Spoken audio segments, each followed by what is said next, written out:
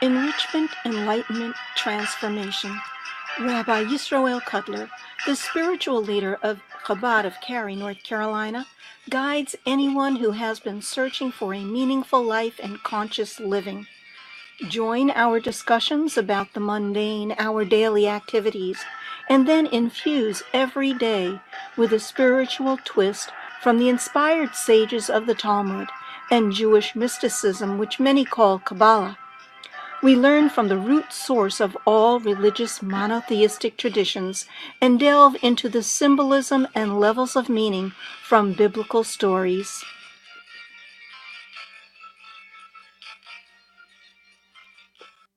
Big letters on the back. Right. Yeah. Good morning. And it is good to be with all of you today, whoever is tuning in all over the world. We would love to hear from you. You can enter your name in the chat box. Let us know you're joining the program. Today is February 28th, 2017. And our topic today is an eye for an eye. It's actually a verse in last week's Torah portion, an eye for an eye. And it is perhaps one of the most frequently quoted verses in the Torah. And what we'll see today is a clash between the written Torah and the oral Torah. And a question I always get, Rabbi, the oral tradition changes what it means. If it really meant that, why didn't it say that? And today's class is going to be a little different than, I say, most of them, because we're really going to zero into one particular issue and examine it in depth. It's not going to be a broad class, a very specific class, and we're going to highlight numerous verses. So at any point you get a little lost, just let me know, because it's one main theme the entire time. I know as a religious Jew, one of the criticisms and problems people have with the Bible is verses that appear to be very harsh. We hear this all the time. I hear this all the time. And Rabbi, how can I relate to this book being from God or being divine when many of these statements seem very, very harsh? I should even note that one of the things that Christianity did is to say that while the Old Testament is a God of wrath, vengeance, ours is a God of love. And if I'm not mistaken, maybe some people can correct me. There's even a quote that says, not like it says in the old book, an eye for an eye, but rather, if someone knocks your eye, you should do what? Turn the other cheek. Yeah. So that is specifically mentioned in their texts. Yeah. Hey, good to see you. Timothy, good to see you. Have a seat. So that is a accusation, in a sense, on Judaism. It's an accusation on Judaism. Not like it says in your book, an eye for an eye, but rather turn the other cheek. So what we're going to do today is look at just that one verse, an eye for an eye, and try to examine it from every angle whatsoever. And for those that are listening in the online class, I'm good at most of these are actually verses from the Torah. So you're welcome to, on your own, look at the source text as we do it. So let's begin with the key text, eye for an eye. All right, and feel free to ask questions throughout. The text is from last week's Torah portion, Exodus 21, verse 22. Here goes. Why don't you begin, Timothy? Good to see you. I just had my eyes dilated. Oh, all right. So we can pass that on. We can pass that, Ellen. Okay. And should men quarrel and hit a pregnant woman and she miscarries, but there's no fatality, he shall surely be punished when the woman's husband makes demands of him, and he shall give restitution according to the judge's orders. And keep on going. No, but if there's a fatality, you shall give a life for a life, an eye for an eye, a tooth for a tooth, a hand for a hand, a foot for a foot, a burn for a burn, a wound for a wound, a bruise for a bruise. So here's the famous question: if you give an eye for an eye, the whole world should be blind, right? Right. But this is a verse. People will often quote verses like that, and I think this class will be helpful not just to explain this particular verse, but to give us insight on the way the whole dynamic between the written Torah and the oral Torah, and how this is so misunderstood. And now, as a rabbi, I feel it's so important to get this idea out there, especially when religion in general is often under assault in this regard. So before we even dive into the eye to the eye, this is all parenthetical, but this is actually another interesting distinction between Jewish tradition and other faiths. There is a term that if you hit the pregnant woman and she miscarries, but there is no ason. I saw that. And look at the way it's translated here. There's no fatality to the woman, then there is a financial compensation. There was the first Greek translation of the Torah translates it very differently. You familiar with it? The lo yeh ason means that the fetus was not formed. Game changer. Yeah. Ason they translate as formed. That is not based upon the Jewish traditional translation or old tradition, but they translate the word as ason. Ason means misfortune. When Jacob sends down, he doesn't want to send Benjamin. He says, I'm nervous about sending him because there might be a mishap along the way, an ason along the way. That's what the word traditionally meant. I don't know where that translation came from. When you see the teachings, who was the Jewish Hellenist teacher in Alexandria? Is it pronounced Philo or Philo? Philo. And he actually, in his teachings, not in touch with the oral tradition, was the first to translate it as form. And from there, some Christian, but obviously there's a big distinction. Is this If the you- translation? This is the Jewish translation. Okay. Well, sometimes you don't like the translation. No, this is the good one. Okay, good. So what this says is if the woman is not killed, only the baby, there's financial compensation. If the woman is killed, then what happens? The person gets killed.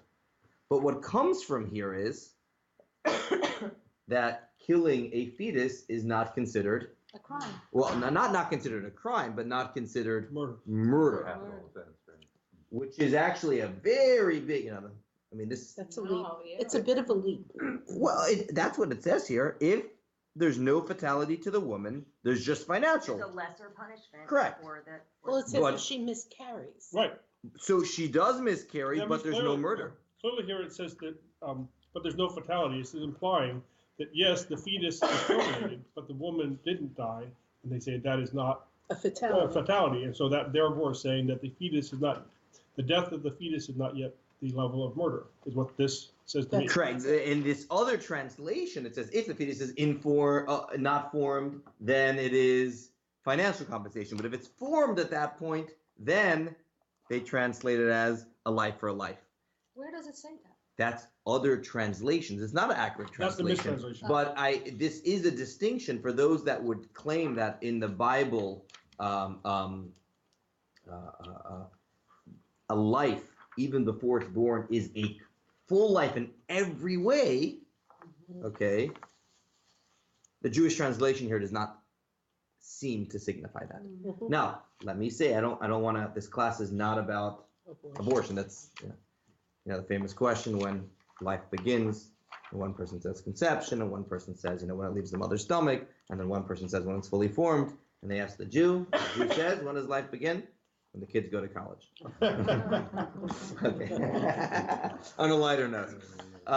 You ladies will talk to him later about that stomach line. You're gonna say. Yeah. Sorry. I was just. But back here, this is parenthetical. Typically, the more accurate Jewish translation, the more accurate Jewish perspective would be before a baby is born, it is a potential life. I don't know if you've heard that before, a potential life. A potential life, therefore, in Judaism, is sacred and holy. It's a potential life.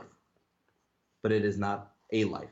And therefore, for instance, if the mother's own life is in danger, the mother's life comes before the fetus's life, because one is a actual life and one is the potential life. So that distinction of a potential life is a Jewish perspective on that for another class. That's not the purpose of today's class, but I do find that to be interesting. The purpose of today's class is to focus on An eye for an eye, a tooth for a tooth, a hand for a hand, a foot for a foot. So you Yes. said something a minute ago. If there is a fatality, then it's a capital crime. The person is subject to be killed by the state. I think is what you said. Then it says you shall give a life for a life. That's what the verse says. Does Right. it mean a life? Well, we're going to see that. We Right. will see that. Right. Correct.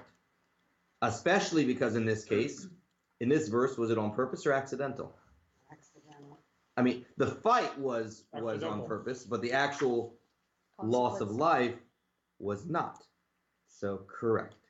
We are going to see what the meaning of that is. I take that back. I didn't. Oh, That's okay. what the verse suggests. Okay. This is the written Torah. This is twice in the Torah, is at least twice. We have an eye for an eye, a tooth for a tooth. When you look in the oral tradition, there are pages and pages proving from so many different ways that it's not to be interpreted literally. This is not a time where it's one little passage. They go to great lengths to prove that it is not literal, but as many of you know, especially those that have davened with us and been part of our Parsha discussion, what does it mean when it says eye for an eye? Financial compensation. Maimonides, when he summarizes the whole discussion in the actual laws of injury, writes as follows, and text 2. Which one is text? Though Maimonides. Oh, he offers wonderful proof. Oh, 1 second. Oh, you know what? I don't know if you have the right. It's this page. It's a different page. There we go. Please. Though this is obvious from the text itself, we've also heard this from Moses, who explained the text this way. So it was practiced in every Jewish court, in the court of Joshua, the court of Samuel, and in every Jewish court from the time of Moses to this day. He uses a very strong wording. He says, never has there been a Jewish court that has ever understood this verse literally.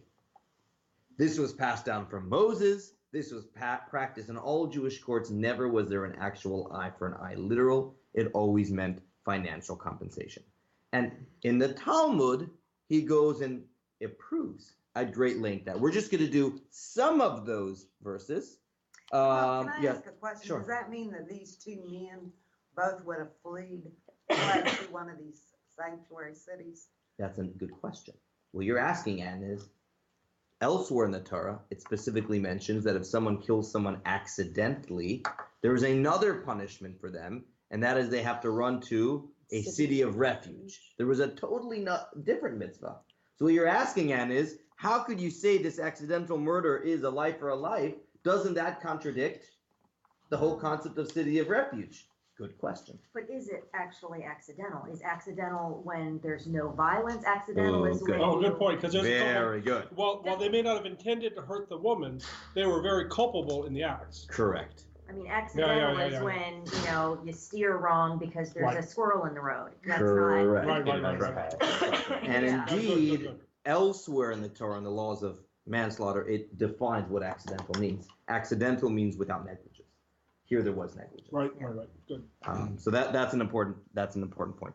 So there are numerous proofs of how the oral tradition says this. And Maimonides says not only was this an interpretation later on, Moses passed down this message to everyone. It's not meant to be literal. It's meant to refer to financial compensation. What does that mean, by the way? The court has to assess, The value of how do you, I mean, it's tough to do. The Talmud discusses 5 different criteria. One is employment. One is the medical bills. One is the embarrassment. There's 5 different criteria, 5 different categories of payments the person would make. And that has to be assessed. And that would be what was paid to the individual. So here's why I have a little bit of trouble, Yeah. which you knew I would, Yeah. which is notwithstanding these arguments that I'm sure are going to be killer arguments. But it seems like an awful lot of justification is coming down, starting with Moses himself saying, oh, the verse doesn't mean what it says. They're really piling on to try and change our mind of it. But if it's supposed to be the case that this is going to be restitution, why do they have for the first part, according to the judge, and then they go on and say pretty clearly eye for eye, tooth for tooth, etc. Whereas if all of this, and these verses are right together, Correct. so these could have all been together as the judge would give you equivalent compensation. But Good that's question. not what's here, and it's on the surface, the text is pretty clear. And to add to that, the life for life does seem to be literal, but the other ones don't, right? Or no? Right. We will see. Right. We will So see. anyway, I'm We sure will- the arguments are great, but it's distressing how clearly literal the That text is why I wanted to have a class on this today. Right. This is a verse that just jumps out. I hear of it all the time, and I wanted to do a little different Right. style and zero in on this all the way. So here are the Talmud goes, I said, 2 pages of arguments why this can't be literal. Some of them are more in the text. Some of them are more logical. Why don't you read from the Talmud, Baba Kama, which is the tractate that deals with injury. So if you want to learn about what happens when you leave some nails in the road and the car runs over them and they get a flat, that's Baba Kama. Or when your dog bites somebody else, that's Baba Kama. A whole tractate, 100 pages that discuss personal injury. Here goes. It was taught in a Teaching, a Braita. teaching. Shimon Ben Yochai. Yochai says, eye for eye means pecuniary compensation. You say pecuniary compensation, but perhaps it is not so. An actual retaliation by putting out an eye is meant. What then will you say where a blind man put out the eye of another man, or where a cripple cut off the hand of another, or where a lame person broke the leg of another? How can I carry out this case, the principle of retaliation of eye for eye, seeing that the Torah says you shall have one manner of law, implying that the manner of law should be the same in all cases? Okay, there's about 10 different arguments. That's one. I just put out that one as a more creative one. There are other ones as well. So each of the sages had to find another proof why it can't be literal, though I think Maimonides gives an even simpler one. Maimonides says, why start reading at verse 22 when people argue? Why don't you begin a few verses earlier at 18 and 19? How? Skip an eye for an eye covers 2 verses, this chapter. Start to verse 18. Maimonides says, start at verse 18. And if men quarrel and one strikes the other with a stone or with a fist, and he does not die but is confined to his bed, if he gets up and walks about outside on his support, the assailant shall be cleared. He shall give only payment for his enforced idleness, and he shall provide for his cure. So a few verses earlier, it actually discusses what happens if somebody injures someone. And there it says, what do? You compensate him for his You loss and compensate. you take care of him. Correct. So that's verse 18 and 19. Then it goes into the law of the pregnant woman where it says an eye for an eye. Oh, that makes more sense. So, But I have a question. Sure. Okay, so what I was saying about 23, that seems literal. I said that because it seems to me that like you said, that none of these eye for an eye things have ever happened. But obviously, we take life for life. I mean, we have capital punishment now. correct. So I mean. But in either- this case, the question is this case where it was not first degree murder? Would that be a life for a life? when it's not first degree murder. Right. Okay. Yeah, because the case here is the men were quarreling and they killed the innocent bystander. Right. It still might be, I don't know, even today, would that be manslaughter? I don't know what that would be today. Not I good. don't know. No, it's not Yeah, good. yeah. Would it be second degree manslaughter? That's, you know. I think so. Um, We're missing so- our lawyer, but that's good. okay. Yeah. So- I know. So that is proof number one Maimonides gives. Just rewind a few verses earlier. Rewind a few verses earlier, and it specifically says it's financial compensation. There's another interesting proof. It actually says you should natata, you should give a life for a life, an eye for an eye. You should give an eye for an eye. Not take. Ah, Oh, yeah, I say that's give and interesting. take, Give the yeah. value. give. You would, if it meant literal, these are numerous. Natata, there's no other way to explain the word natata means to give. Oh, last week we had the word matana, which meant a gift. We had that last week in last week's class. Same verb. Natata, you should give an eye for an eye. Oh, right. All right. So that is proof number two. I find that a little more, the most compelling yet. You have the most compelling yet. So we have that, we have the context, and we have the contradiction to other laws such as accidental murder and some others.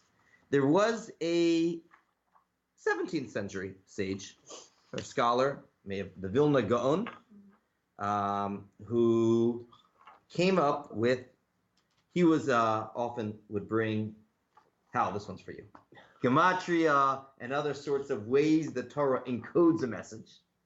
So what he actually writes is, it doesn't say an eye for an eye. What's the Hebrew? Ayin tachat. Ayin tachat ayin. Shein tachat shein. Yad tachas yad. What's a tachas? Maybe you know that word in Yiddish. What's a tuchas? Oh my goodness. It means under. Or, yeah. It means That's what a under. tuchas is. A tuchas means under. An eye under an eye. That's literally what the word means. Ayin tachas ayin, shein tachas ein. So first off, the word under doesn't mean exactly the same. It would be a replacement. Where else in Torah do we have the word tachas used in the context of a replacement? Text 4 here, and I'm skipping around over here, but go to text 4 on the back side, and this is an example of the word tachas. There's no text. Below Oh, text 5. it's below text 5. I put this Okay. together in haste last night. Okay. Why don't you read, Barbara? And Abraham lifted up his eyes, and he saw, and lo, there was a ram, and after that it was caught in a tree by its horns. And Abraham went and took the ram and offered it up as a burnt offering. Tachat, i.e., instead of his son. So in that context, we have a tachas, and it seems to be an exchange almost, a replacement, where there is something being given, but it isn't exactly the same. The Vilna Gaon takes this a step further. He says, you want to see how the Torah alludes to everything? The word tachas literally means what? Under. So he says, I'll give you a Kabbalistic or a numerical kind of code for this. Anyone watch the movie 2001? Oh, yes. Okay. So what was the name? Nobody's neutral on that movie. You loved it or you hated it. So I'm not going to get Yeah, yeah, involved yeah. in Or you've the not heard of it. Hal. Hal. You know about Hal. So how was the name Hal chosen? IBM. Correct. Hal is IBM. I'm not sure if that's a fact. That's certainly a strong rumor. Oh, it's a rumor. It's a strong rumor. So What do you Hal mean, Hal is was IBM? It's One one letter I, before AB, one L, IBM, Oh, HAL, one letter HAL, before each see. one. Yeah. okay. One letter before.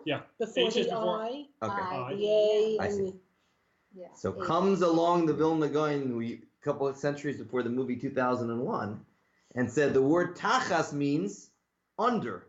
Look at the letters under, after.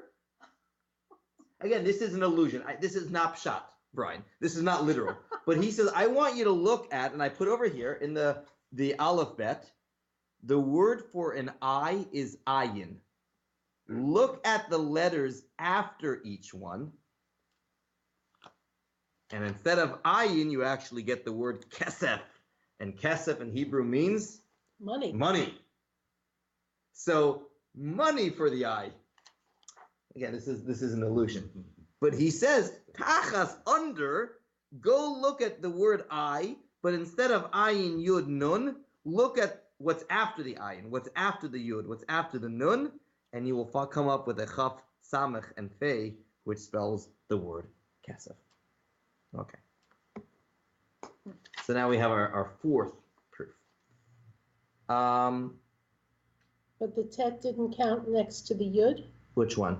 up on top. You see the yud. No, because the circle, the yud is the actual letter, and the one afterwards is the kaf. See that? No. It goes the other direction. The letter after yud is Oh, kaf. okay, right to left. Yeah, I'm Yeah, sorry. I know. Okay. Now I got it. Again, this is more of an illusion, but this is how far everyone went. Not just in the 20th century, because there was like apologetics. You know, today I often differentiate between apologetics versus what I believe is something very different. Apologetics is an answer you give when the answer was first given at a time when that the other explanation would be uncomfortable. But when these explanations were given thousands of years ago, okay, Vilna Gaon is only a few hundred years ago. Maimonides is 800 years ago. The Talmud is 2,000 years ago. Was it really that unheard of in those times to do these things? No. So that is a big distinction between apologetics, which there are times where there's more apologetics that are given, versus a traditional Jewish answer that was already offered at a time when it wasn't so politically uncomfortable to give such an explanation.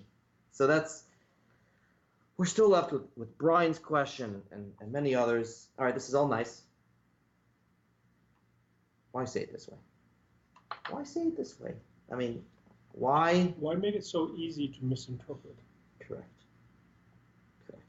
In a horrible way. Yeah. Correct. Yeah. There's a lot at stake over here. If you go wrong here. Yeah. It's something that requires a lot of attention, so by wording it more difficultly, it forces you To think. to really Rabbi, engage with it. isn't it Mentally, that at first, someone initial in reaction is Kabbalah like, said oh, that That can't be right. these are to be taken literally in Shamayim? Once you pass away, once you go up to Shamayim and you have the judgment, then it's really an eye I'm for going an to say eye. something It's a- similar. Didn't say that I'm in going to say Kabbalah? something similar. I'm going to say something similar. And this is really the interplay between the written Torah and the oral Torah, and why, to understand Torah, you need both. And why would it be that one says one thing and one says something differently? Obviously, there are parallel ideas coming out of here. And I don't think this is a big leap to give this answer. When someone, God forbid, punches someone in the eye and knocks out their eye, is it justice? Is justice met when afterwards they pay $100,000? No, because the eye is priceless.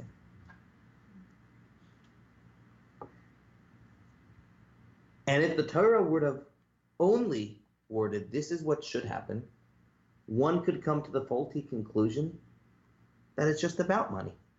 That it's just about money. And, you know, the Talmud actually has a joke where someone injured someone, and they said, oh, you owe a half a zuz, a half of whatever that value was.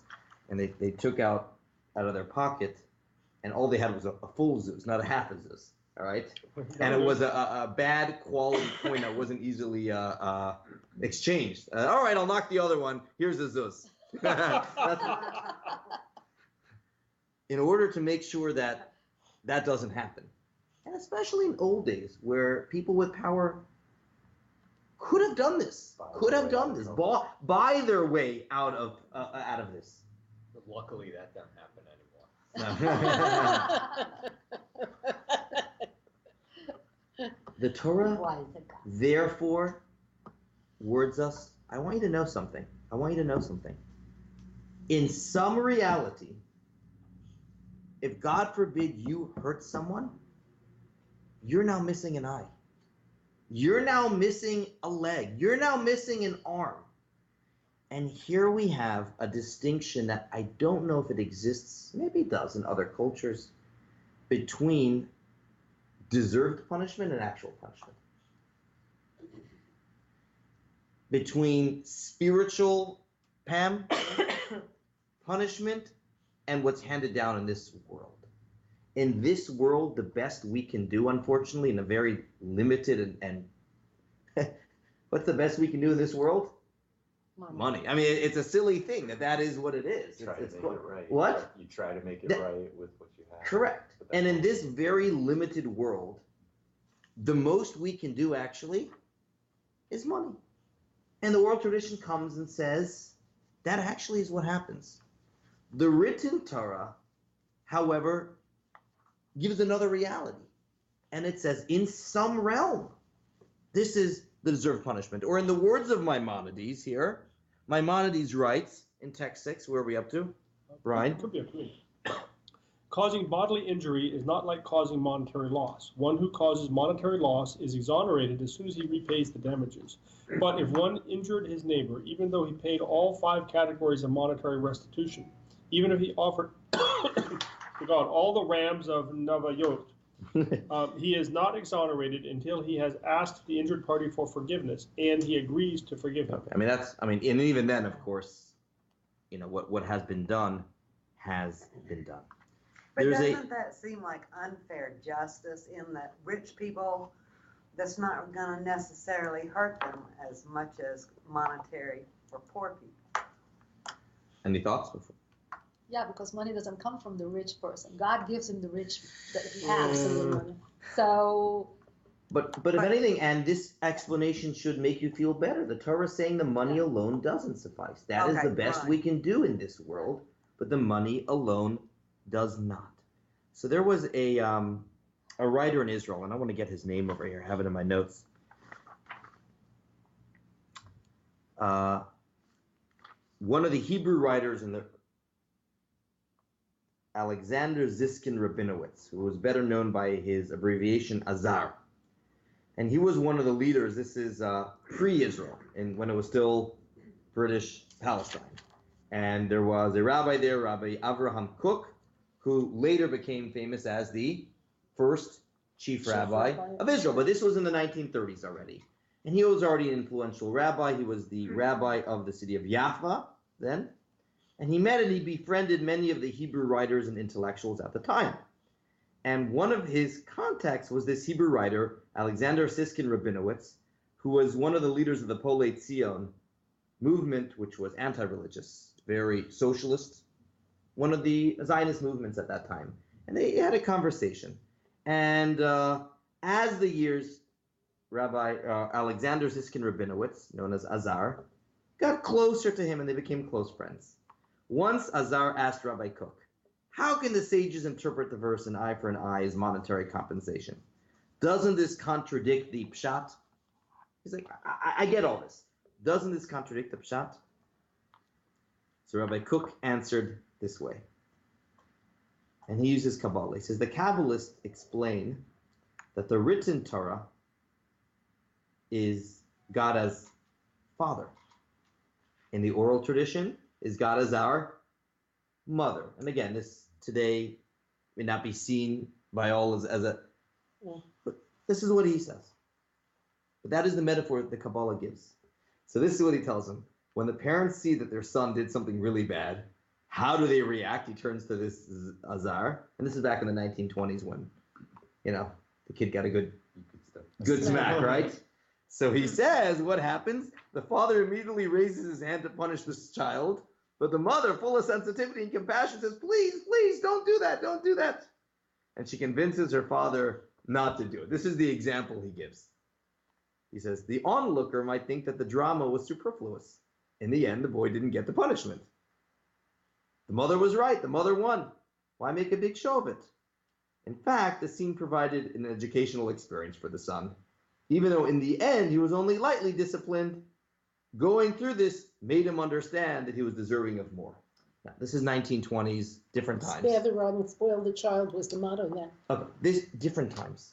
But what he is saying here is this interplay, and it can be mom, dad, dad, mom, between I'm going to, no, don't do it. That's part of actually what's happening in the oral Torah and the written Torah. This is exactly the case when one individual injures another. The offender needs to understand the gravity of the actions. In practice, yeah, they only pay the monetary restitution. The oral law is like the mother. But they shouldn't think that with the money alone they can repair the damage. And that's why the father, the written Torah, has to say an eye for an eye, tooth for a tooth. Azar was astounded. He was often said, how can one explain legal concepts in Jewish law by way of Kabbalistic metaphors? And he said, I was so impressed that by Rabbi Kook, the esoteric and the legal, the lines were not so rigid between the two. So that's how he finished off the discussion. And while that exact metaphor may not resonate with everybody here, I do think that there is something very beautiful about that distinction here between deserved and actual. Any thoughts on that? My husband was raised Christian, and Christians spank their children. That's just culturally how they raise children. And so we had this constant back and forth with how we should. I don't think it's only Christian. Oh, really? I'm going to interject that. No, it's not only Christian. Okay. When you were growing up, Dennis, No. you got to go.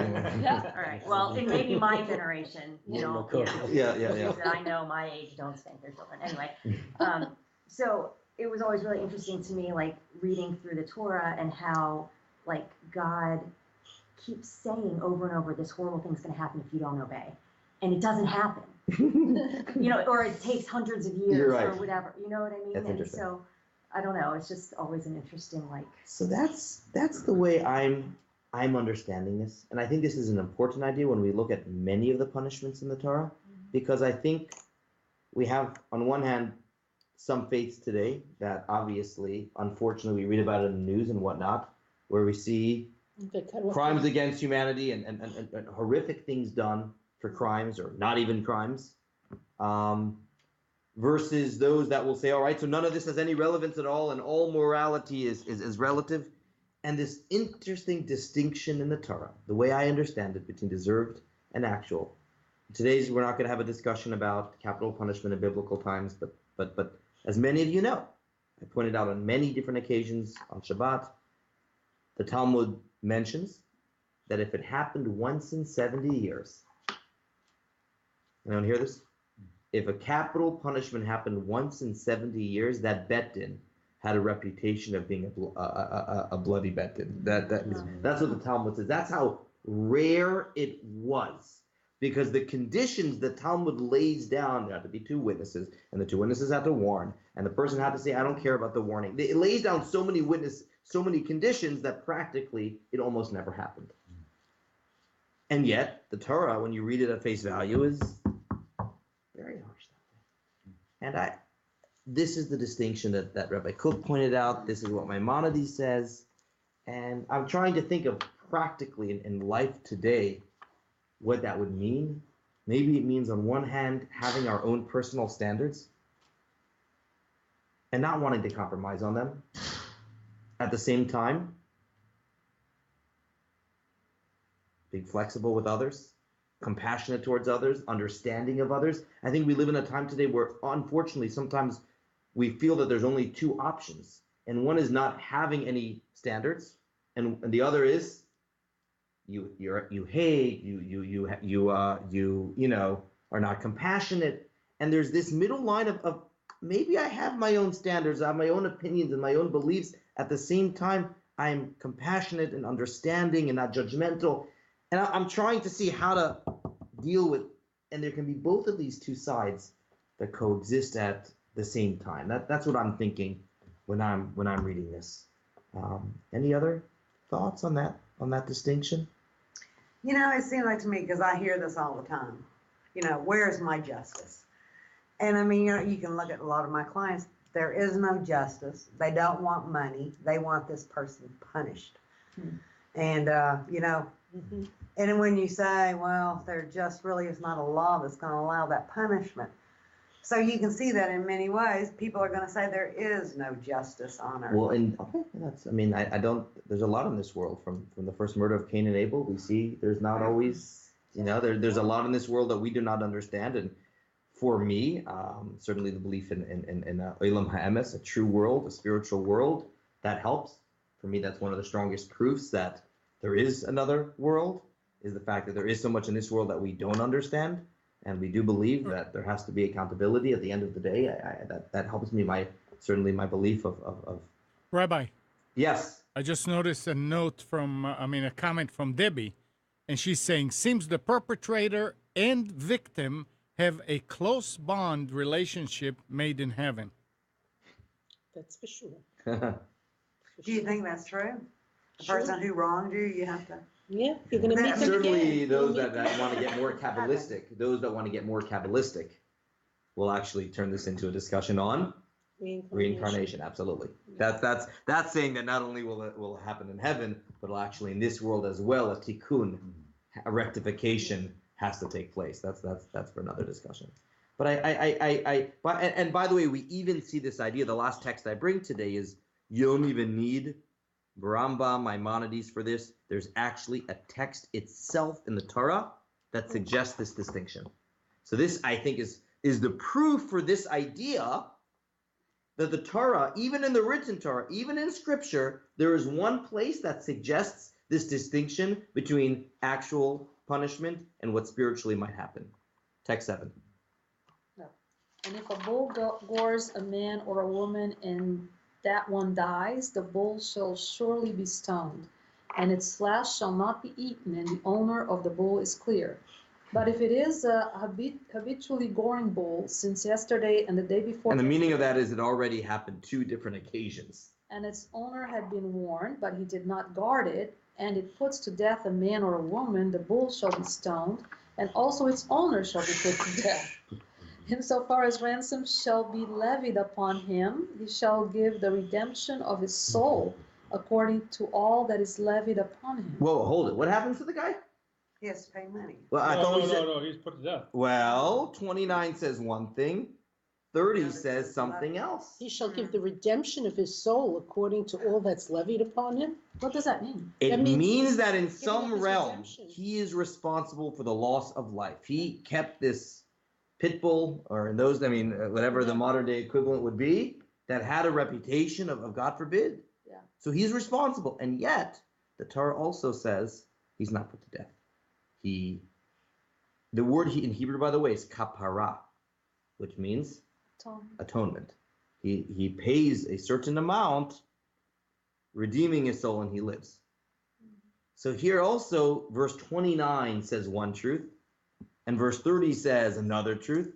And this is not even oral Torah and written Torah. This is in 2 different verses. I don't see any other way to read it. So we see this distinction. And I think it's good. I mean, I wanted to have a class like this, A, is to have a better grip on this eye for an eye.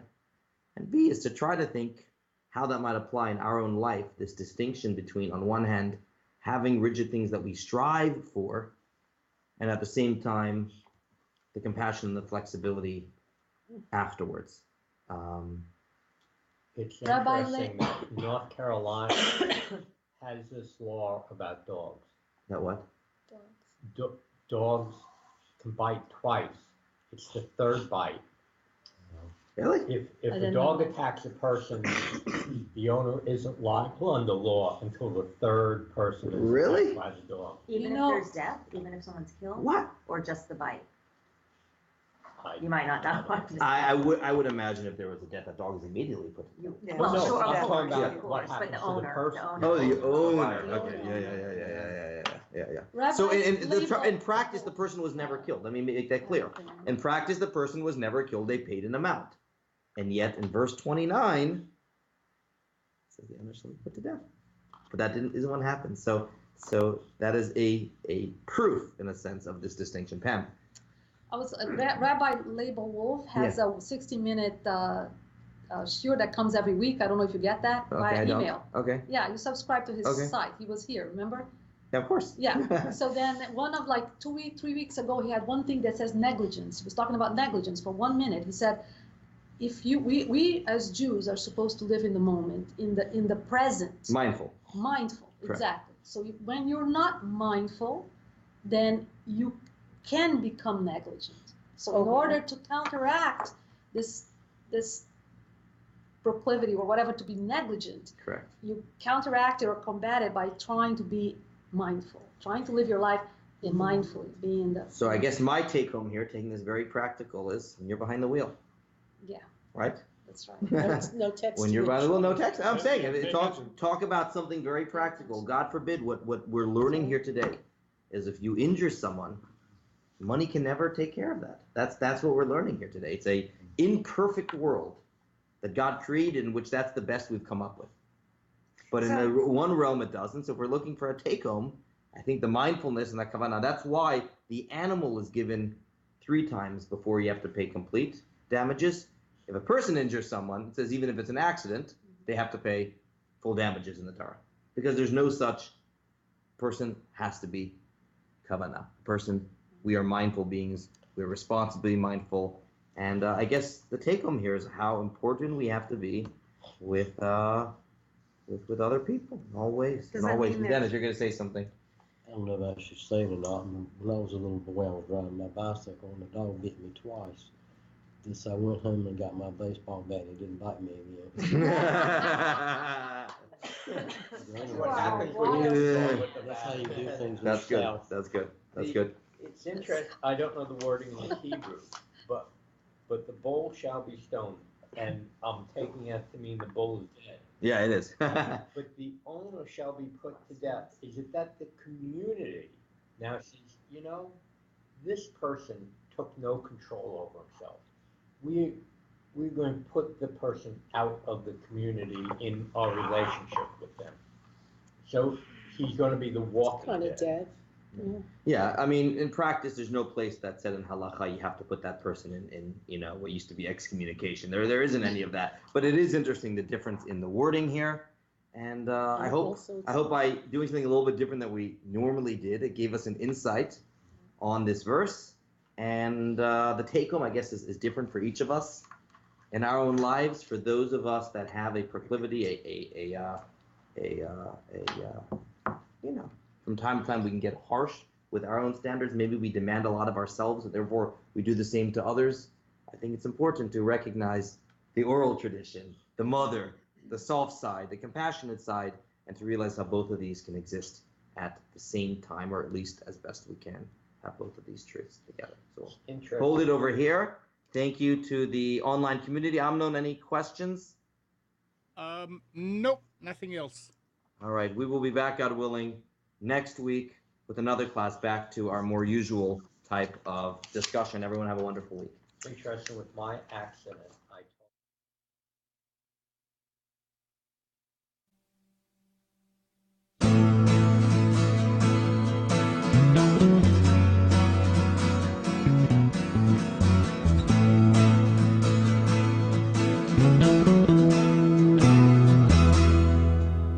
You're tuned to the Nissan Communications Network.